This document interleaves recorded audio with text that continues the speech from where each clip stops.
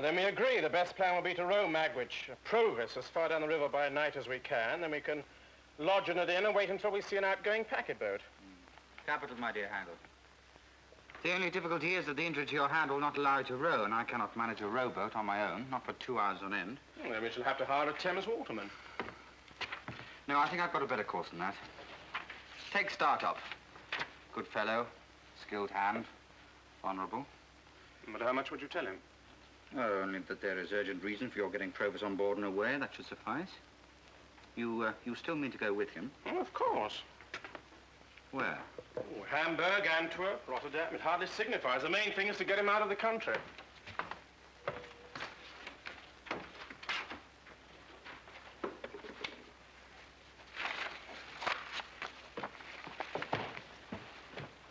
No doubt. I must say, Handel, I'm glad that this is all happening now rather than later. I discovered today that my work might be taking me to the east. To Cairo, in fact. Oh? There's talk of clericals opening a branch house out there and that I may be put in charge. But what splendid news. Then you too will be leaving England. Yes, which is why I'm glad to see this business through first. Of course, I shall have to...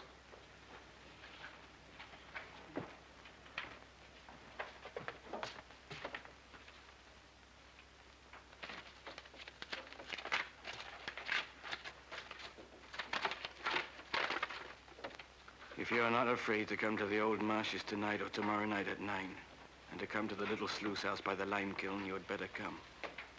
If you want information regarding your Uncle Provis, you had much better come and tell no one and lose no time. You'd better come alone. Another message from Wemmick? No. No, just another tradesman growing impatient. I really don't know how I should pay all these bills.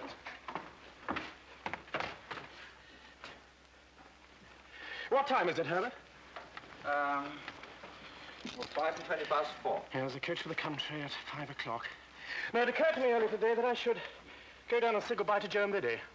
Well, tomorrow I might have some other affairs to attend to, so perhaps I should do it now. What, this evening? Well, I can just catch the coach if I make haste. Yes, I'd better do it now. You will excuse me, Herbert? My dear Handel, what is there to forgive? You're sure there's nothing wrong? Of course I'm sure. Till tomorrow, then. Yes.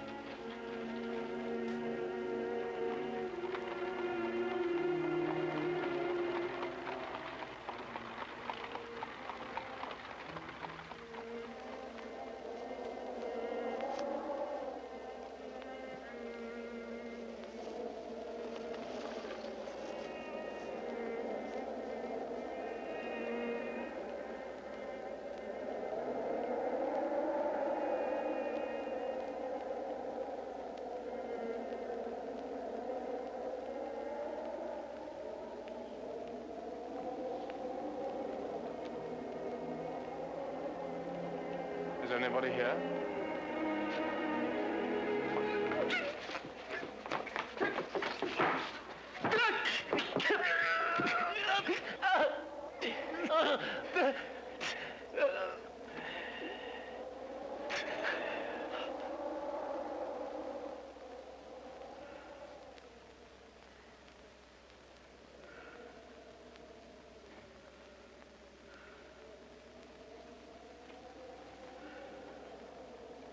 Orlick. Now I've got you. Look, unbind me, let me go. I'll let you go. I'll let you go to the moon. I'll let you go to the stars, all in good time. Why have you lured me here? Don't you know? Because I mean to do it all myself. One keeps a secret better than two. Oh, you enemy. You enemy.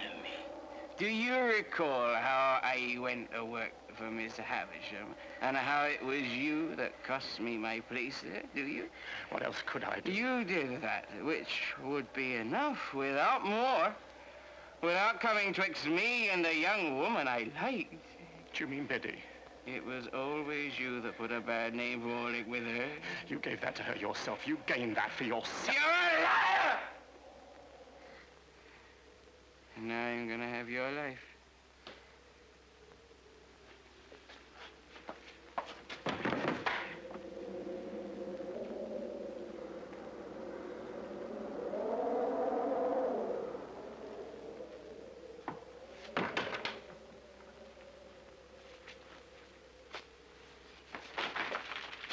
You was always in old Orlick's way ever since you was a child.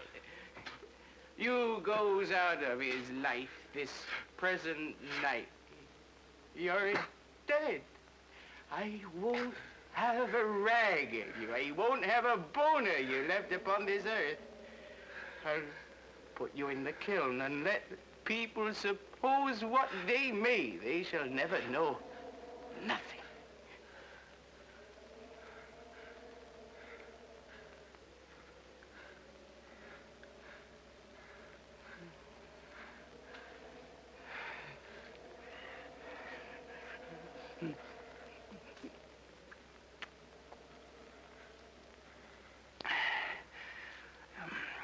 Now I'll tell you something else.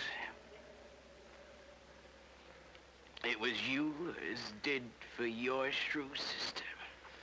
Was you? It was your doing. It was done through you. I came from behind her, as I came from behind you tonight, and I give it to her. And I left her for dead, but it wasn't old Orlick that did it. It was you. You was favored, and he was bullied and beat. Old Orlick bullied and beat. And now you pays for it. You done it, and now you pays for it.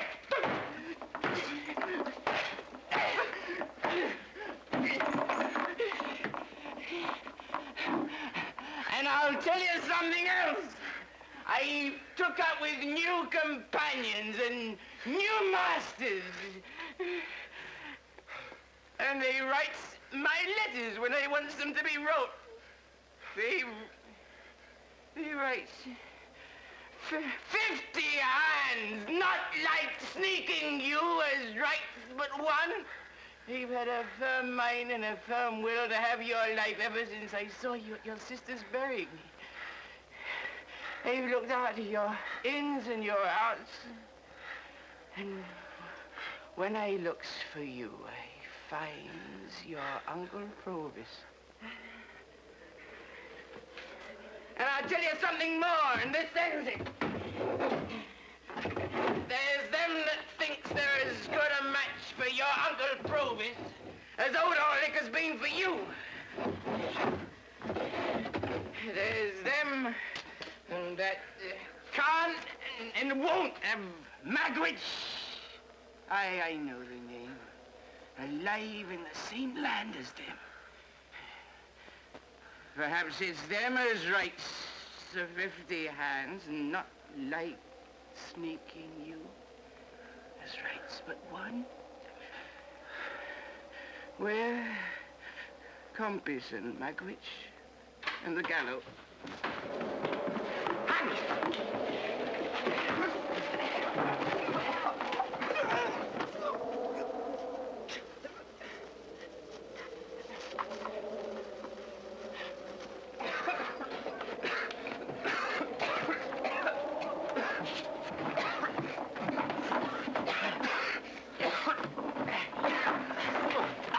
It's all right. Handle. Put any pain on. Handle! Herbert, Handle, can you stand? yes, but how did you find So the boy. I read the letter which brought you. It alarmed me. So I headed the start up here. We came down by postchase. For this place on the marshes, how did you find The boy showed us. Yes, we mentioned the words lime kiln, sluice house, marshes, and he led us here. We found him loafing outside the Blue You Ball. work for Mr. Trabb the tailor, is that not so? Yeah, that's right. boy, here's something for your trouble. Handler! Now, the person who led you here, now, who was it? But I'll tell you all on the way back to London. We should go to a magistrate, late as it is, and take out a No, we must attend to probe if anything which detains us here could be fatal to him. You came down my post-chaise. Yes, in the village. Well, we must return to London at once. There are still things to be attended to. Oh.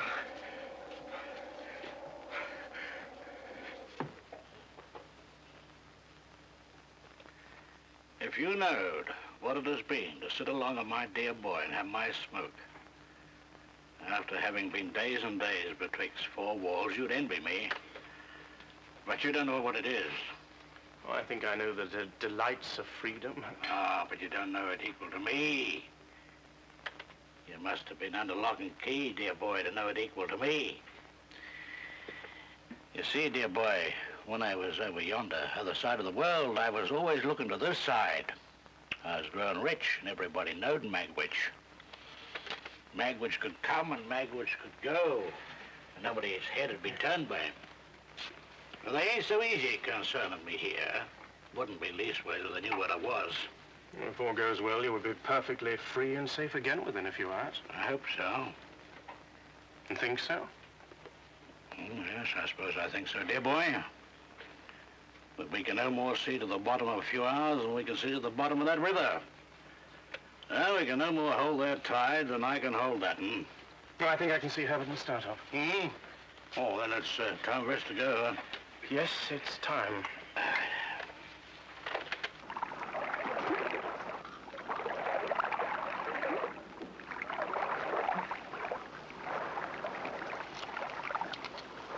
Tide will stay with us until 3 o'clock. After that, we shall have to row against it. Dear boy, faithful dear boy, you've done well. Thank you. Thank you.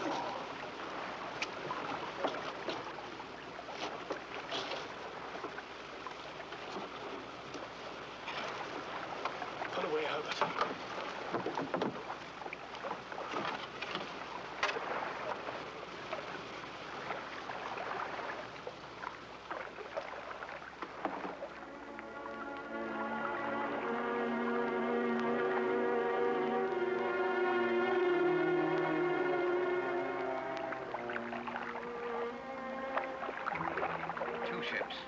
Then we have a choice. One bound for Hamburg and the other for Rotterdam, and they both leave the pool at about 9 tomorrow morning. Which means they should pass this point at around, what, midday? Yeah.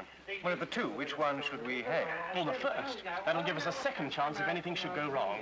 And the most important thing is that we... But seeing as how you've been on the river, maybe you've happened to see a 4-oared galley going up with the tide? A galley? Aye, with 4 oars and 2 sitters.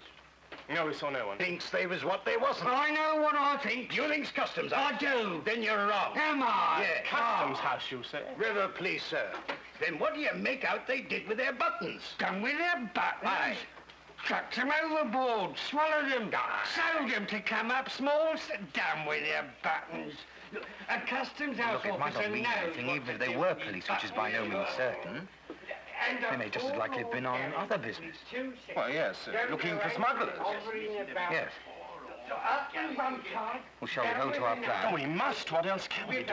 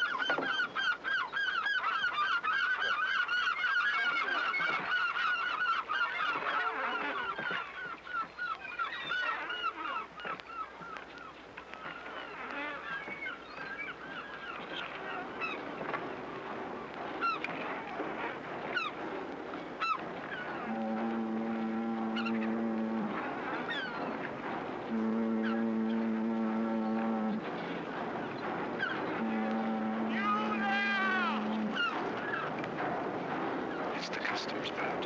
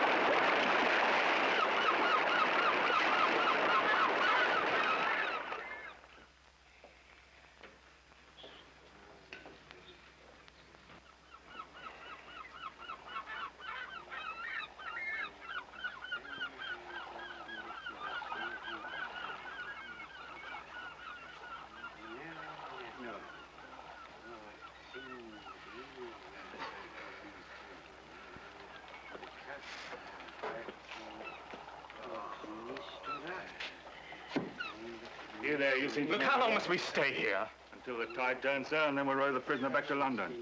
I should like to accompany him. You may do that, sir.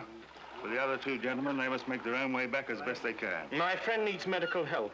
Your friend, sir? Oh, you mean the prisoner? If he needs a surgeon, I dare say get a surgeon, whenever there's one to be had. He's not going to die, sir. I don't know. Not that it make much difference. They'll hang him for sure. You seem to know the river around here pretty well, I'd say. I knows it well enough. Well, how about dead men? What? Them just gets drowned. Supposing a man got drowned out there, where would he be most likeliest to come ashore? I could tell you that. I got these boots off on a drowned man and this coat off on another. My dear Handley, it might be better if you return with Startop and myself. No, Herbert. He ain't come up. No, I'll stay with him. It's my place now. The least I can do is to try and make amends. Amends? When he first came to our house, my only feelings towards him were of repugnance and shame, and yet he was my benefactor. All these years he has felt affection and gratitude towards me, and in return, I was ashamed of him. Just as I was ashamed of poor Joe, who gave me a home to live in when I had nothing. My convict is a much better man than ever I was to either Joe or him. And of course you must stay with him. Handler, I'm sorry that our plan failed so badly. In the creek. You found them in the creek. If you love a man, Ben, you find them in the creek.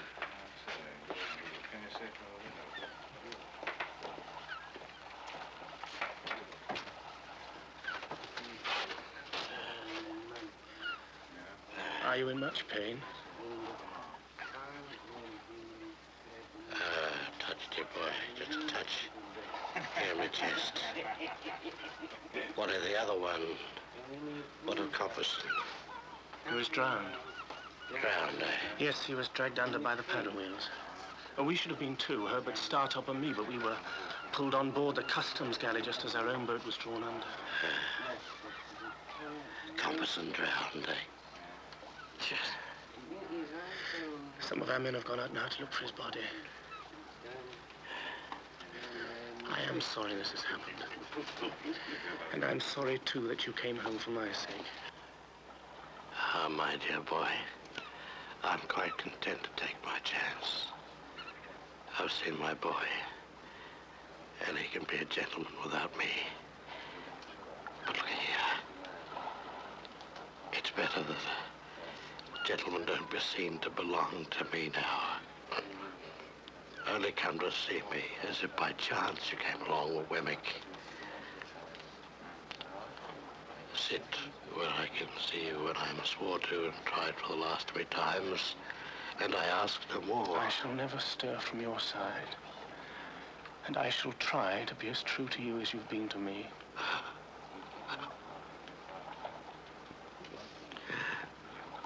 Prisoners at the bar, for the various and several crimes of which you stand convicted, the sentence of this court is as follows. John Griffiths, death. Arthur Nightingale, transportation for life. Michael Harris, death. Gerald Cogan, 20 years. Gabriel Sallon, death. Ernest Blythe, death. Maurice Richardson, death. Leonard Hughes, transportation for life. Joseph Lynch, death. Mary Innes, death. Amelia Burns, 15 years. Abel Magwitch, death. Ronald Blessed, transportation for life. John Blessed, 20 years.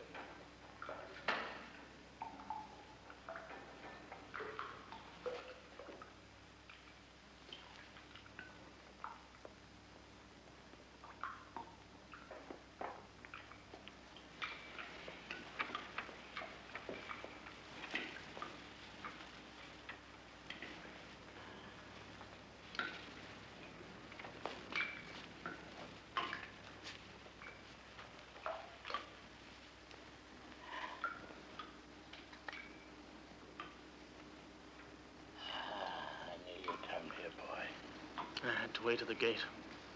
You always wait to the gate, don't you? You never deserted me. You stayed along with me at the sessions. That was when the judge said I was guilty. And later on, that's when he said I was to be hanged.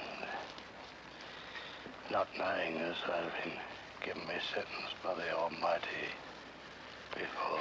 Look, I'm sure you were wrong. I've written petitions to people of importance. I know, my boy, I know.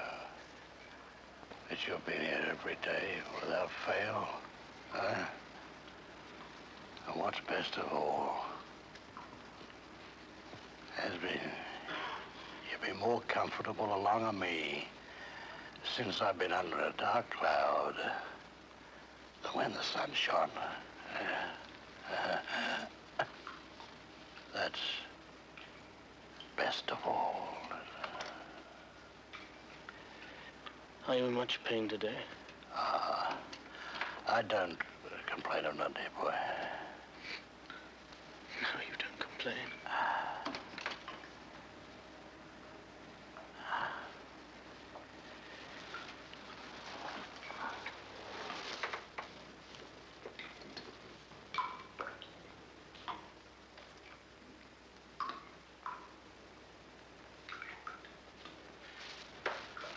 My dear Magwitch, I must tell you now at last. Do you understand what I say?